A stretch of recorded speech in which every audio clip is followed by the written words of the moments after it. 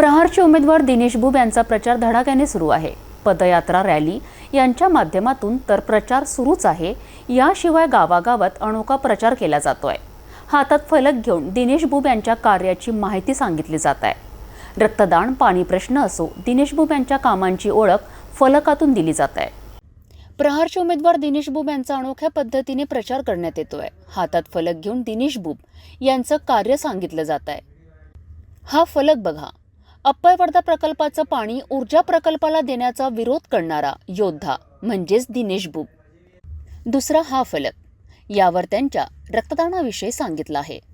नियमित रक्तदाता तसेच गरजूंना रक्त प्लाझ्मा उपलब्ध करून देणारा महाराष्ट्र सरकारने गौरवलेला म्हणजेच दिनेश बुब। लोकांच्या हक्कांसाठी स्वतःवर केसेस लावून घेणारा योद्धा म्हणजेच दिनेश बुब। असा प्रचार दिनेश बुब यांचा केला जातोय।